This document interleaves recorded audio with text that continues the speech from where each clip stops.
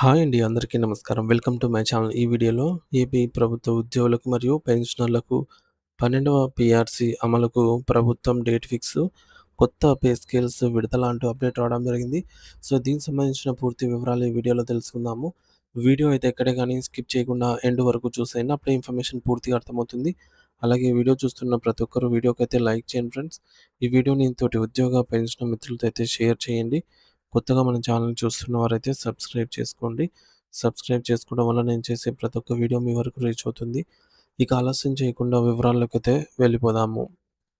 Friends, ఇక విషయానికొచ్చినట్లయితే ఆంధ్రప్రదేశ్ రాష్ట్ర ప్రభుత్వ ఉద్యోగులు మరియు పెన్షనర్లు ఇప్పుడు ఎంతో ఆసక్తిగా, ఉత్కంఠతగా ఎదురు చూస్తూ ఉన్నటువంటి 12వ వేతన సవరణ సంఘం పీఆర్సీ కమిషన్ నియామకం ప్రక్రియ పైన దాదాపుగా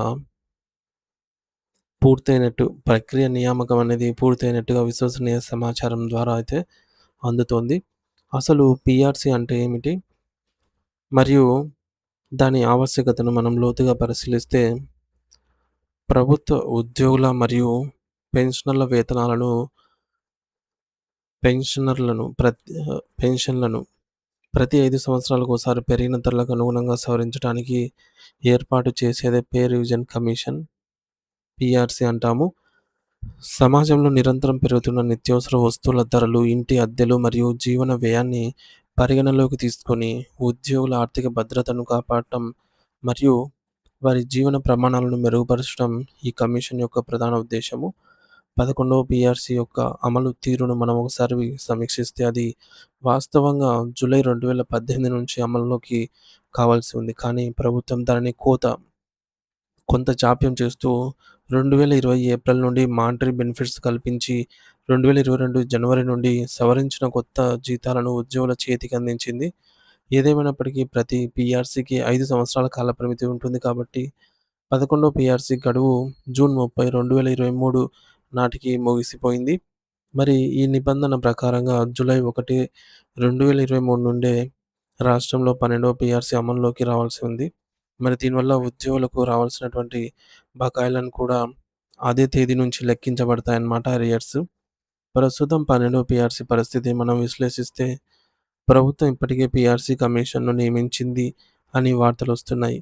ఈ కమిషన్ యొక్క విధి, కర్తవ్యం ఏమిటంటే, రాష్ట్రంలోని వివిధ ఉద్యోగ సంఘాలు, ఉపాధ్యాయ సంఘాలు మరియు పెన్షనర్ల సంఘాల నుండి వినతి పత్రాలను స్వీకరిస్తారు. వారు కోరుకుంటున్న ఫిట్‌మెంట్ మరియు ఇతర అలవెన్స్‌ల గురించి చర్చిస్తారు. రాష్ట్ర ఆర్థిక పరిస్థితిని మరియు ఖజానాపై పడే భారాన్ని అంచనా వేసి ప్రభుత్వానికి ఒక సమగ్రమైన నివేదికనైతే సమర్పిస్తారు. మరి ఈ ప్రక్రియలో అత్యంత కీలకమైన అంశం డిఆర్ విలీనం. 12వ పీఆర్సీ ఎప్పుడు అమలు చేసినప్పటికీ జూలై 1, 2023 నాటికి ఉద్యోగులకు ఉన్నటువంటి కరువు భత్యాన్ని బేసిక్ పేలో విలీనం చేసి కొత్త పే స్కేల్స్ అయితే రూపొందిస్తారు. సో, జూలై 1, 2023 నాటికి అంచనా ప్రకారంగా విలీనం కానున్న డిఆర్ సుమారు 33.67% ఉండవచ్చు. సో, దీంతో పాటు ప్రభుత్వం అదనంగా ఇచ్చే ఫిట్‌మెంట్ కలిపి కొత్త బేసిక్ పేను లెక్కిస్తారు.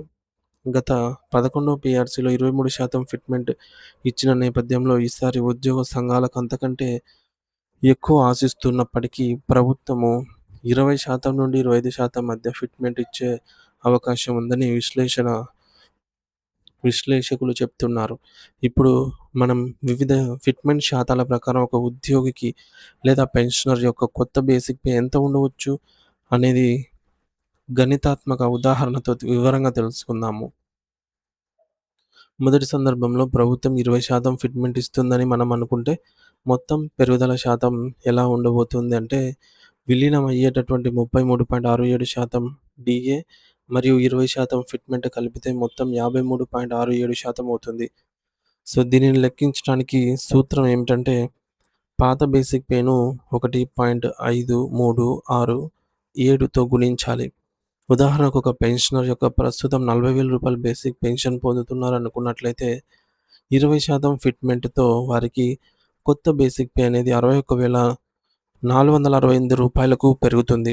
అంటే ఇక్కడ పెన్షనర్‌కు నేరుగా రూ. 21,468 పెరుగుదల అనేది కనిపిస్తోంది. ఇక రెండవ సందర్భంలో 11 పీఆర్సీ తరహాలోనే 23% ఫిట్‌మెంట్ ఇస్తే పరిస్థితి ఎలా ఉంటుందో చూద్దాము. సో, ఇక్కడ 33.67% డీఏ మరియు 23% ఫిట్‌మెంట్ కలిపితే మొత్తం పెరుగుదల అనేది 56.67% అవుతుంది. సో, దీని ప్రకారంగా మల్టిప్లైయర్ అనేది 1.5667గా అయితే మారుతుంది. మరి పాత బేసిక్ పెన్షన్ రూ. 40 ఉన్నవారికి ఈ యొక్క కొత్త పీఆర్సీ ప్రకారంగా 40,000 ఇంటూ 1.5667 అంటే సుమారుగా రూ. 62,668 అనేది బేసిక్ పెన్షన్‌గా అందుతుంది. ఇది 20% ఫిట్‌మెంట్ కంటే మెరుగైన ఫలితాన్నిస్తుంది మరియు ఉద్యోగుల జీవన ప్రమాణాలకు ఆర్థికంగా మరింత తోడ్పడుతుంది. ఇక మూడవ సందర్భంలో ఉద్యోగ సంఘాల డిమాండ్ మేరకు ఒకవేళ ప్రభుత్వం 25% మాత్రమే ఫిట్‌మెంట్ ప్రకటించినట్లయితే అది ఉద్యోగులకు పెద్ద పండగ లాంటిదే అవుతుంది.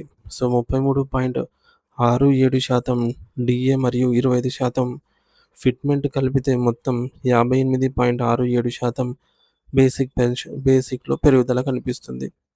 అప్పుడు మనం మల్టిప్లైయర్‌ను 1.5867 అవుతుంది. మరి దీని ప్రకారంగా రూ.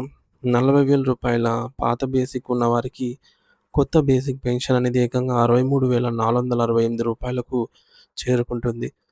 సో, మరి దీనివల్ల రిటైర్డ్ ఉద్యోగులకు వారి వృద్ధాప్యంలో వైద్య ఖర్చులకు మరియు ఇతర అవసరాలకు ఎంతో ఆర్థికంగా వెసులుబాటు అయితే కలుగుతుంది. సో, మీరు కూడా మీ యొక్క సొంత బేసిక్ పే లేదా పెన్షన్ సులభంగా లెక్కించుకోవచ్చు.